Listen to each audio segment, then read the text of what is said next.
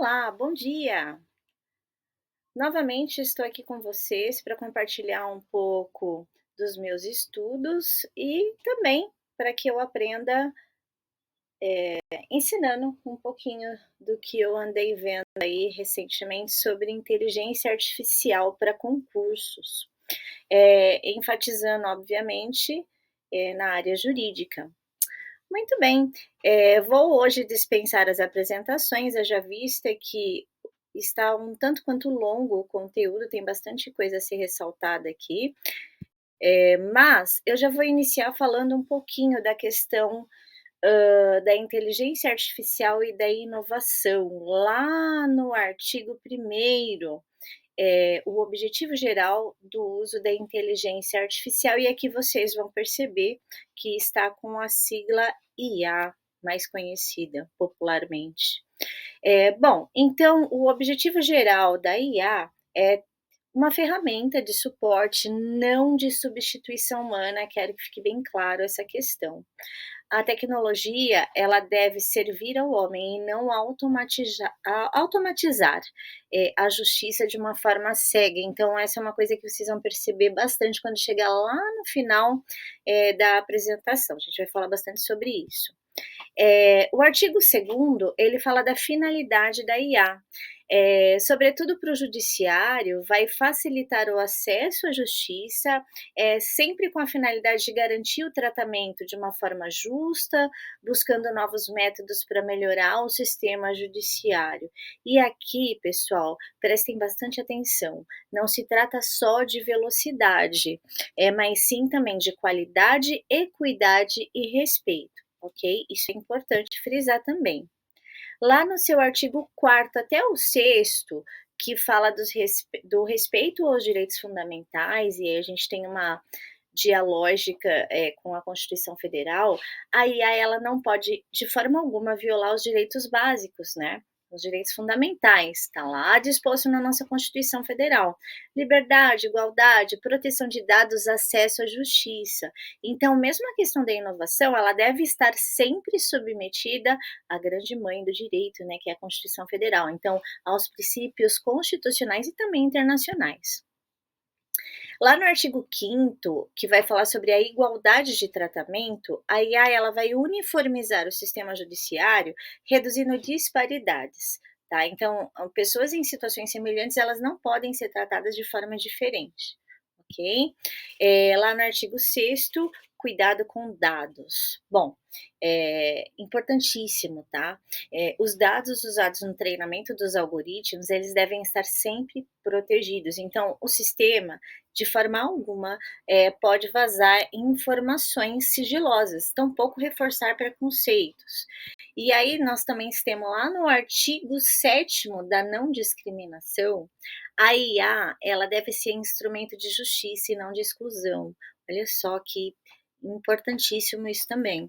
Então, automaticamente vai ser identificados e corrigidos quaisquer tipo de preconceitos de gênero, raça ou classe que possam vir a surgir. E aí, quanto aos procedimentos obrigatórios, não basta que o modelo de IA funcione, né, ele precisa ser ético e justo. Se a tecnologia ela não pode ser corrigida, então ela não pode ser usada, ok? Isso também é básico. Lá no artigo 8º da publicidade e transparência, né, então o CNJ, Conselho Nacional de Justiça, ele vai ser responsável por estabelecer o padrão das APIs. O que seriam essas APIs? Interfaces de programação que visam facilitar a integração e fiscalização dos sistemas. E aí nós temos lá no artigo 20, percebam que eu estou pontuando alguns artigos específicos, né, então, no decorrer aí alguns vão ser, pulados, mas no sentido de importância para concursos, ele fala sobre a questão da diversidade na formação de equipes, né. Então aqui, de forma bem simplória, a diversidade ela vai ser buscada em torno de gênero, raça, classe social, entre outros, mas sempre buscando isso. Isso é muito importante, eu li bastante a respeito e é algo que a gente deve ter muita cautela, tá? Prestem bastante atenção aqui, ó. Quando eu falo de IA generativa, né, inteligência artificial generativa, olha só, a gente tem aqui uma espécie de sub-área da inteligência artificial, que se dedica à criação de novos conteúdos originais e inéditos. E aí, com base em padrões apreendidos, né, a partir de grandes conjuntos de dados.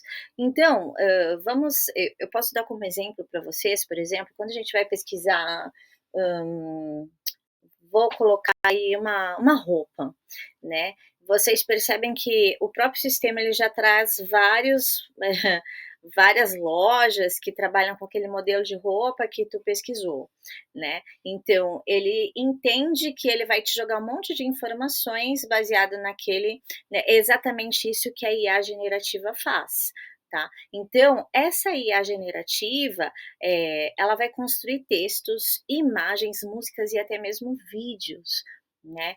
Então esse é um sistema que a gente tem que tomar bastante cuidado, né, é uma sub-área mesmo da IA, da inteligência artificial, e que todo cuidado é pouco, porque nós temos várias situações e vamos falar um pouquinho mais à frente sobre isso, ok? LLM, também li bastante a respeito, trata-se da Large Language Model. O que que seria isso, pessoal? É um tipo específico de inteligência artificial, que é treinada em grandes volumes de texto a fim de compreender e gerar uma linguagem mais natural. Então, um exemplo muito conhecido de vocês, eu até coloquei aí, podem perceber, é o famoso Chat GPT, tá? Que quer dizer Generative Pre-trained Transformer, né? Ou seja, o que mais se usa, as pessoas têm usado bastante, né? Então, eu acredito que seja algo bom, né? A gente não pode fugir do contemporâneo, mas há de se ter cautela com o uso desse tipo de instrumento. Muitos profissionais têm feito uso e ele pode ser bom a seu favor, mas com cautela, né? Os agentes inteligentes, que também são muito importantes, eles são sistemas computacionais que percebem o ambiente, no qual estão inseridos e vão processar informações com base nos objetivos. E aí eles vão atuar de forma autônoma ou até mesmo semi-autônoma, né? Para modificar esse ambiente ou mesmo responder a ele. Então, um exemplo prático de um agente inteligente, são os dos sistemas judiciários, assistentes judiciais, né, que vão analisar processos, indicar prioridades, robôs de atendimento automatizado, sistemas de compliance automatizado, que também vai analisar documentos e alertar sobre, riscos em potencial, reais no caso, né. Então, os riscos e os desafios da IA, conforme eu havia dito, né, que eu ia trazer esse assunto novamente. Quando eu falo de inteligência artificial generativa, eh, a gente tem ali uma capacidade de produção de textos jornalísticos falsos, imagens falsas, entre outros aí, né. Então, os riscos me parecem muito claros, mas que têm ocorrido com uma certa frequência, que é a desinformação das pessoas ou mesmo a manipulação da verdade. Então, isso tem ocorrido bastante, temos que ter bastante cautela naquilo que nos é informado hoje em dia, né. Desde sempre, mas hoje em dia sobretudo. E também a questão da violação dos direitos autorais e da própria propriedade intelectual como um todo. Quando eu falo, do de um outro risco da IA, né, a questão da reprodução não autorizada aí de obras produzidas e protegidas pelos direitos autorais, e essa é uma questão que ela está em constante debate ainda nos tribunais e que ainda exige uma adaptação profunda aí de legislações de todo mundo, inclusive. Agora, para quem está nessa área, olha aí um bom campo para se especializar, não é mesmo? É bem atual, bem contemporâneo e requer ainda muita coisa a ser feita. Os princípios da política de inovação do Poder Judiciário, que está lá na resolução 395 de 2021, é bem atual também, e que está baseada em 10 princípios: a cultura de inovação, foco no usuário, participação ampla, colaboração, desenvolvimento humano, transparência, acessibilidade, sustentabilidade e acesso público. Vamos entender essa inovação, né? Essas redes de inovação, nada mais são aí do que arranjos colaborativos, isso é bacana, porque todos participam, né? Mas aí a gente está falando de diferentes instituições, tá? Situações e também atores sociais. Quando eu falo de atores sociais, são aqueles que atuam na sociedade e não deixam de ser atores, na verdade. O objetivo aqui é de compartilhar conhecimentos, recursos do setor público, e aí vai uma luzinha para quem vai prestar concurso.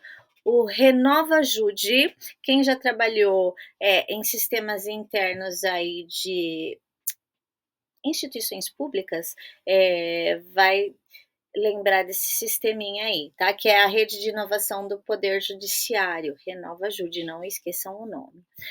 Muito bem. Nós temos aí os laboratórios de inovação, que são nada mais, nada menos do que espaços institucionais, eles podem ser físicos ou virtuais também, e vão se dedicar à experimentação de ideias, testes de políticas públicas ou mesmo melhorias, tá?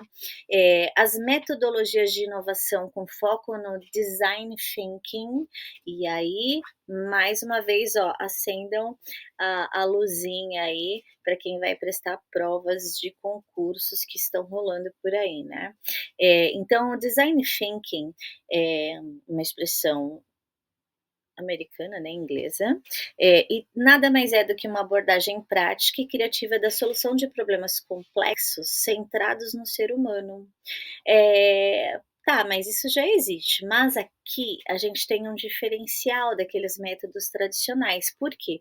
Porque esse design thinking, ele vai buscar entender de uma forma mais profunda as necessidades específicas dos usuários, a fim de estar propondo soluções viáveis e sustentáveis, o que também é muito importante. Bom, queridos, mais uma vez agradeço por esse momento, obrigada pela troca de aprendizados. Eu vou deixar um vídeo para vocês de aprofundamento sobre o uso de IA do sistema jurídico, porque tem muita coisa a ser dita ainda sobre isso, ok? Um grande beijo a todos. Se houver tempo, mando mais um vídeo ainda hoje sobre meio ambiente. Um grande beijo, ótimo dia, fiquem com Deus.